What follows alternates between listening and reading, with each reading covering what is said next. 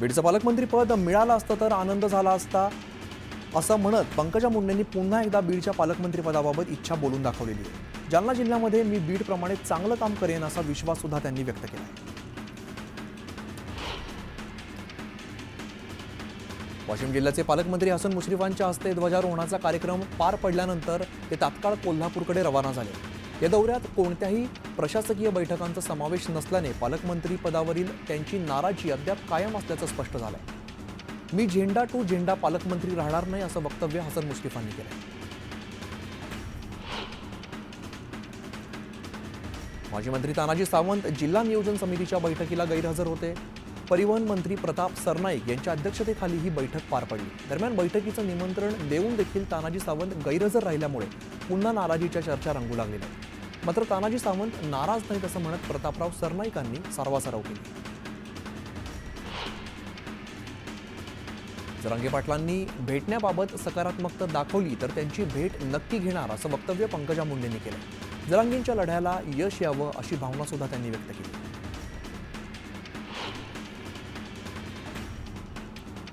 अंतरवाली सराटीत मनोज जरांगे पाटलांचं कालपासून उपोषण सुरू आहे। दरम्यान आमदार विजयसिंह पंडित यांनी आंदोलनस्थळी जात जरांगेंची भेट घेतली। जरांगेंच्या प्रकृतीचा विचारपूस करून मराठा आरक्षणाबाबत सरकारने लवकरात लवकर निर्णय घ्यावा अशी मागणी आमदार पंडित यांनी केली। धाराशिव जिल्ह्यासह राज्याच्या राजकारणात मोठे बदल होतील असा दावा परिवहन मंत्री प्रताप सरनाईक यांनी केलाय। शिवसेनेत येत्या काळात अनेक प्रवेश होतील। आजच्या बैठकीत खासदार ओमराजे निंबाळकर आणि सरनाईक यांच्यात विशेष सलगी पाहायला मिळाली। मनोज जरांगे पाटील यांना लवकरच भेटायला जाणार असल्याचं अशोक चव्हाण यांनी सांगितलेलं आहे। मराठा समाजाच्या आरक्षणाच्या बाबतीत उर्वरित विषयांचा पाठपुरावा आम्ही करणारच आहोत असं चव्हाण म्हणाले। दापोलीत एसटी आगारामध्ये 8 नवीन बसेस दाखल झालेल्या आहेत। दरम्यान अधिक चांगल्या सुविधा पुरवायच्या असतील तर एसटीच्या भाडेवाढीशिवाय पर्याय नव्हता असं म्हणत राज्यमंत्री योगेश कदम यांनी एसटीच्या भाडेवाढीचं समर्थन केलं। राज्यातील एसटी भाडेवाढ विरोधात उभाटा पक्ष आक्रमक झालेला आहे। भाडेवाढीच्या विरोधात ठिकठिकाणी आंदोलन केलं जाणार आहे। उद्या अंबादास दानवे यांच्या नेतृत्वात संभाजीनगर आणि मराठवाड्यात आंदोलन केलं जाणार आहे। नंदुरबार जिल्ह्याचं पालकमंत्रीपद मिळाल्यानंतर पहिल्यांदाच नंदुरबार जिल्ह्याच्या दौऱ्यावरती असलेल्या कृषी मंत्री माणिकराव कोकाटे यांचं राष्ट्रवादीच्या कार्यकर्त्यांनी जंगी स्वागत केलं। नंदुरबारमध्ये राष्ट्रवादीचा मेळावा पार पडला। यामध्ये नवीन कार्यकारिणीचा सदस्यांना नियुक्तीपत्र देण्यात आलेले आहे। तर पवारांच्या पक्षातील काही कार्यकर्त्यांनी राष्ट्रवादीमध्ये प्रवेश केला। फक्त शेती करून चालणार नाही तर शेतीसोबतच पूरक व्यवसाय करणं गरजेचं आहे। तरुण पिढीने काळानुरूप बदललं पाहिजे असं प्रतिपादन उपमुख्यमंत्री अजित पवारांनी केलेलं आहे। 5 वर्षात बारामती आणि पुण्यासाठी जास्तीत जास्त निधी देण्यासाठी प्रयत्न करणार असल्याचं अजित पवार म्हणाले। छत्रपती संभाजीनगरात पालकमंत्री संजय शिरसाट यांच्या हस्ते ध्वजारोहण पार पडले। पोलीस मुख्यालय मैदानावरती ध्वजारोहणाच्या सोहळ्याचं आयोजन करण्यात आलं होतं। यावेळी चंद्रकांत खैरे आणि संदीपान भुमरे एकमेकांच्या बाजूला बसल्याने चर्चांना उधाण आलं। खासदार संजय राऊतांनी शिर्डीत जाऊन साईबाबांचं दर्शन घेतलं। यावेळेला विनायक राऊत आणि अनिल देसाई उपस्थित होते। दरम्यान महाविकास आघाडीतील 3ही पक्षांचे सर्व नेते एक संघ असून मविया कायम राहील, सत्ताधाऱ्यांनी आमची चिंता करू नये असं वक्तव्य संजय राऊतांनी केलं।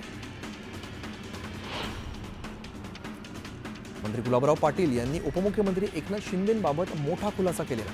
उपमुख्यमंत्री पद घेण्यास एकनाथ शिंदे तयार नव्हते। सर्व शिवसेना आमदारांनी शिंदेंची समजूत काढल्यानंतर आमदारांचा मान ठेवण्यासाठी शिंदेंनी उपमुख्यमंत्री पद स्वीकारलं असं वक्तव्य त्यांनी केलंय।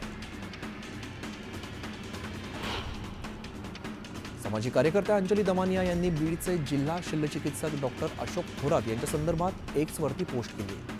वाल्मिक कराडवरती विशेष उपचार करण्यामध्ये डॉक्टर थोरात यांचा हात असल्याचा आरोप दमानिया यांनी केला। बीड प्रकरणात धनंजय मुंडेंबाबत तथ्य असेल तर मुख्यमंत्री देवेंद्र फडणवीस धनंजय मुंडेंचा राजीनामा घेतील। मात्र वाल्मिक कराड बाबत टप्प्याटप्प्याने कारवाई सुरू आहे असं वक्तव्य चंद्रकांत पाटलांनी केलं। बीड प्रकरणातील आरोपी कृष्णा आंधळे पोलिसांना सापडेल असं वाटत नसल्याचं म्हणत आमदार संदीप क्षीरसागरांनी पुन्हा पोलिसांच्या कार्यप्रणालीवरती प्रश्नचिन्ह उपस्थित केलं। दरम्यान निष्पक्ष तपासासाठी धनंजय मुंडेंनी राजीनामा द्यावा अशी मागणी सुद्धा केली. ध्वजारोहणाच्या कार्यक्रमात संजय शिरसाट आणि चंद्रकांत खैरे एकत्र आलेले होते. यावेळेला खैरेंनी संजय शिरसाट यांचं कौतुक केलं. संजय शिरसाट कायदेशीर पालकमंत्री आहेत असं वक्तव्य केल्याने खैरेंचं मतपरिवर्तन झालंय आणि विकासासाठी एकत्र आलोय असं म्हणत संजय शिरसाटांनी छोडो कल की बातें करण्याच्या ओळी म्हणून दाखवलेल्या.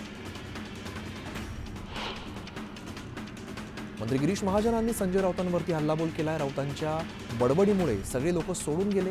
राऊतांना डोकं असतं तर एवढे लोक सोडून गेले असते का असा टोला सुद्धा लगावलाय. हिंगोलीचं पालकमंत्रीपद स्वीकारल्यानंतर नरहरी झिरवाळ यांनी केलेल्या वक्तव्याने काहीसा वाद निर्माण होण्याची चिन्ह आहे. शासनाला विचारणार आहे गरीबाला गरीब जिल्हाच का दिला असं वक्तव्य झिरवाळ यांनी केलंय. नरहरी झिरवाळांनी केलेल्या वक्तव्यानंतर उपमुख्यमंत्री अजित पवारांनी नाराजी व्यक्त केली.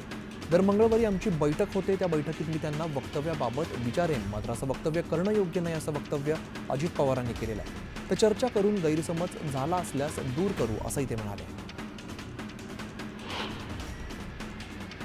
केंद्रीय रेल्वे मंत्रालयाने पुणे नाशिक रेल्वे मार्ग बदलण्याचा निर्णय घेतलेला आहे. मात्र पुणे नाशिक रेल्वेचा नवा मार्ग आम्हाला मान्य नाही असं वक्तव्य अजित पवारांनी केलं.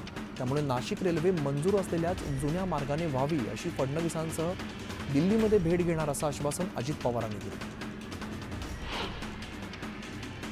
ओबीसी नेते मंगेश ससाणे यांनी जरांगे पाटलांवरती हल्लाबोल केलाय. जरांगे पाटील आठव्यांदा बेकायदेशीर असंविधानिक मागणी घेऊन उपोषणाला बसलेत. त्यांच्यावरती अनेक ठिकाणी गुन्हे देखील दाखल करण्यात आले. त्यामुळे त्यांना अटक करावी अशी मागणी मंगेश ससाणे यांनी केली.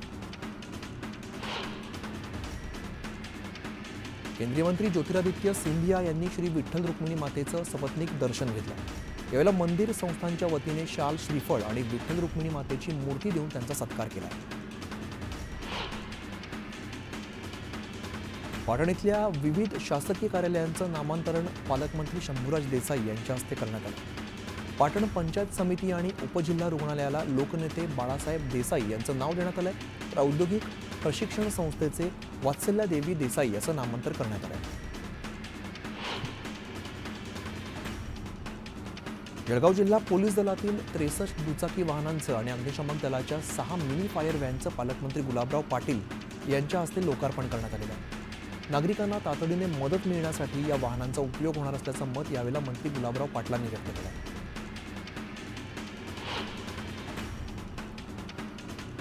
बीड इथल्या प्रसिद्ध आशा मंसूर शहावाली दर्ग्याचं दर्शन केंद्रीय मंत्री ज्योतिरादित्य सिंधिया यांनी घेतलं. यावेळेला त्यांचं कुटुंबीय सुद्धा उपस्थित होते. सैफ अली खानवरती हल्ला करणाऱ्या आरोपी मोहम्मद शरीफुलच्या हाताचे ठसे पोलिसांनी जमा केलेल्या सॅम्पलशी जुळत नसल्याचं समोर आलं. अजून सुद्धा जवळपास 100 नमुन्यांची चाचणी होणं बाकी आहे. झटापटीच्या वेळेला 1हून अधिक फिंगरप्रिंट्स एकाच ठिकाणी उमटल्यामुळे फिंगरप्रिंट्स जुळवण्यात वेळ लागतो. पोलिसांच्या कुटुंबियांच्या समस्या जाणून घेण्यासाठी कुटुंबियांसोबत संवाद मेळावा उपक्रम राज्यभर राबवणार असल्याची माहिती पंकज भोईर यांनी दिली. पोलिसांच्या परिवाराच्या समस्या जाणून शासन दरबारी याचा पाठपुरावा करणार असंही त्यांनी आश्वासन दिलं. सोलापुरातील जीबीएस आजाराची एक प्राथमिक लक्षण असलेल्या रुग्णाचा मृत्यू झालेला आहे. पुणे इथून जीबीएसची लागण झाल्यानंतर सोलापुरातील खासगी रुग्णालयात हा रुग्ण उपचार घेत होता. पुण्याच्या कमला नेहरू रुग्णालयात जीबीएस आजारावरती मोफत उपचार केले जाणार आहेत. यासाठी 50 बेडसह 15 ICU आरक्षित करण्यात आले. जीबीएस बाबतीत अनावश्यक बिलं रुग्णालयांनी आकारू नयेत अशा सूचना आरोग्य उपसंचालकांना आरोग्यमंत्री प्रकाश आंबेडकर यांनी दिल्या. पुण्याच्या राजगुरुनगरमध्ये 1 रुपयात ड्रेसची ऑफर देणं दुकानदाराच्या चांगलं टाळलंय. 1 रुपयात ड्रेस खरेदी करण्यासाठी दुकानाबाहेर महिलांची रांग लागली. मात्र दुकानदाराने दुकान बंद केल्याने महिला आक्रमक झाल्याचं पाहायला मिळालं. लोकसाहित्य आणि लोकसंस्कृतीच्या कार्यशाळेचं पुण्याच्या सावित्रीबाई फुले विद्यापीठातील संत नामदेव सभागृहामध्ये उद्घाटन पार पडलं. या कार्यशाळेतून लोककलेविषयी जनजागृती केली जाते. पुण्यात IT कंपनीतील नोकरीसाठी मोठी चुरस पाहायला मिळाली. 2000 पेक्षा अधिक अभियंते इंटरव्ह्यूसाठी रांगेत उभे असल्याचं पाहायला मिळालं. याचा व्हिडिओ सध्या व्हायरल होतो. कोल्हापुरात प्रजासत्ताक दिनाच्या कार्यक्रमात प्रहार संघटनेच्या कार्यकर्त्यांनी आंदोलन केलंय. छत्रपती शाहू महाराज मैदानात ठिय्या मांडत कार्यकर्त्यांनी गोंधळ घातला.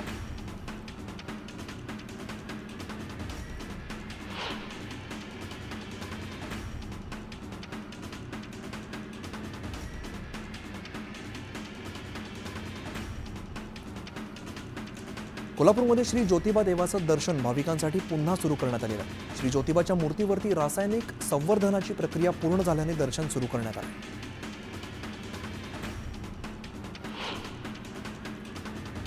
प्रधानमंत्री पोषण शक्ती निर्माण योजनेअंतर्गत स्वयंपाकी आणि मदतनीस यांचं प्रलंबित मानधन आता मिळणार आहे. संबंधितांच्या खात्यावरती 113,47 कोटी रुपये वर्ग करण्यात आले. जळगाव जिल्ह्यातील रावेरमधील केळी पिकाला चांगला दर मिळतोय. प्रयागराज इथल्या महाकुंभ मेळाव्यामुळे केळीची मागणी वाढल्याने दरात सुद्धा वाढ झाली आहे. बुऱ्हाणपूर बाजारात केळीला 2,575 रुपयांचा दर मिळतो. सटाण्यातील एका वनमजुराने आत्मदहनाचा प्रयत्न केलेला आहे. वन विभागाच्या कार्यालयाबाहेर त्याने अंगावर पेट्रोल ओतत स्वतःला पेटवून घेण्याचा प्रयत्न केला. यामध्ये संबंधित मजूर 80% भाजलेला आहे.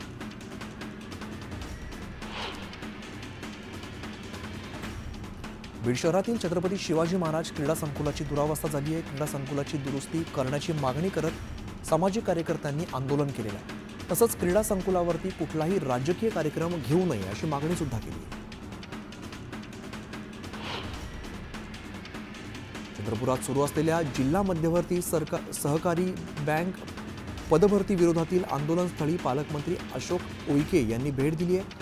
आंदोलनकर्त्यांच्या मागण्यांबाबत मुख्यमंत्र्यांशी चर्चा करणार असल्याची माहिती त्यांनी दिली.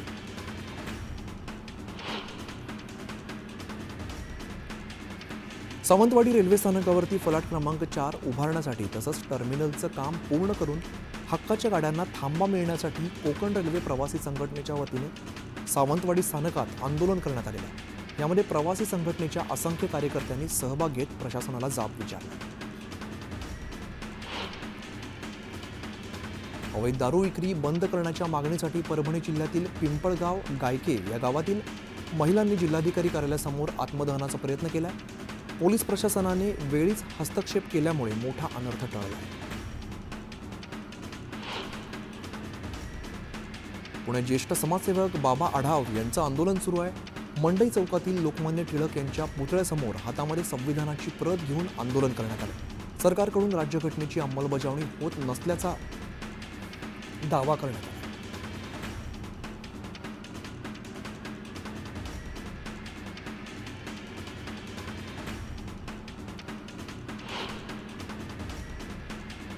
जळगावच्या पारोळा तालुक्यातील वंजारी गावातील ग्रामस्थांनी गावचं नाव बदलण्याच्या मागणीसाठी सामूहिक आत्मदहन करण्याचा इशारा दिलेला होता. ग्रामस्थांच्या या इशाऱ्यानंतर तातडीने विभागीय आयुक्तांकडून ग्रामस्थांच्या गावचं नाव बदलण्याबाबत लेखी आश्वासन दिलं.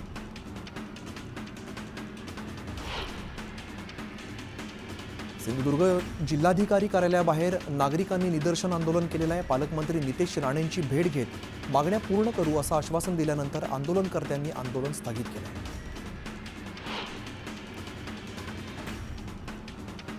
अहिल्यानगरच्या शेगावमध्ये शेअर मार्केटच्या नावाखाली काही गुंतवणूकदारांची फसवणूक करण्यात आलेली आहे. दरम्यान या प्रकरणातील आरोपी अद्याप फरार असल्याने गुंतवणूकदार आक्रमक झालेत. आरोपीला अटक करण्याच्या मागणीसाठी गुंतवणूकदारांनी शेगाव पोलीस स्टेशनसमोर साखळी उपोषण केलं.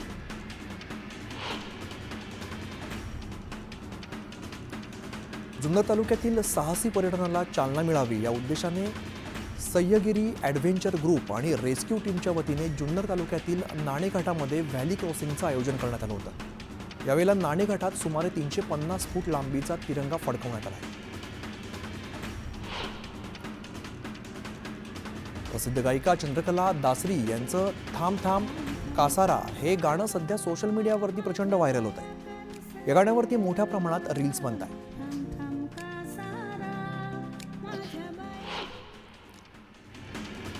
तळोदा इथल्या दिवाणी न्यायाधीश कनिष्ठ स्तर आणि न्यायदंडाधिकारी प्रथम वर्ग न्यायालयाच्या नूतन इमारतीचं उद्घाटन पार पडलं.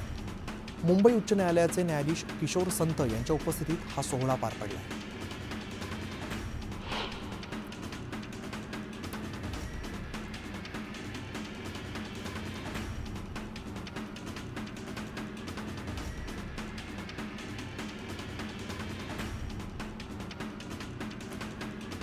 जळगावच्या पारोळा तालुक्यामध्ये पहिल्यांदाच बैलगाडा शर्यत पार पडली. आमदार अमोल पाटील यांच्या वतीने शर्यतीचं आयोजन करण्यात आलं होतं. या शर्यतीत शेंदुर्णी इथल्या बैलगाडा संघाने पहिलं पारितोषिक पटकावलं.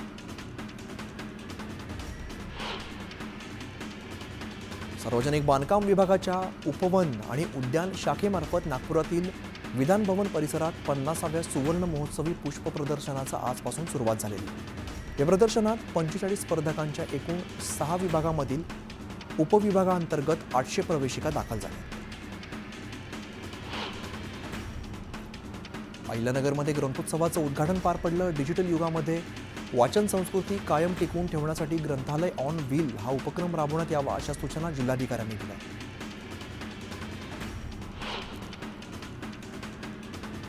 जिल्हा आपत्ती व्यवस्थापन यंत्रणेकडून शहापूर नगरपंचायत जीवरक्षक टीमसाठी एक इलेक्ट्रॉनिक जीव सुरक्षा बोर्ड देण्यात आलेली. या बोटीचं प्रात्यक्षिक भातसा नदीमध्ये जीवरक्षक टीम मार्फत करण्यात आलं. दौंड नगरपालिकेच्या वतीने नियमित मालमत्ता कर आणि पाणी कर भरणा करणाऱ्या शहरातील नागरिकांसाठी लकी ड्रॉ सोडतीच्या कार्यक्रमाचं आयोजन करण्यात आलंय. या स्पर्धेमध्ये शहरातील 836 नागरिकांनी सहभाग नोंदवला. जुलै 2024 मध्ये भारतीय न्याय संहिता नवीन कायदा लागू झाला असून या कायद्याची जनजागृती करण्यासाठी कोपरगाव शहर आणि तालुका पोलिसांच्या वतीने आज प्रजासत्ताक दिनी शहरातील विविध भागातून बुलेट रॅली काढण्यात आली. तसंच पोलीस वाहनातून घोषणा करत नवीन कायद्याची माहिती सुद्धा दिली.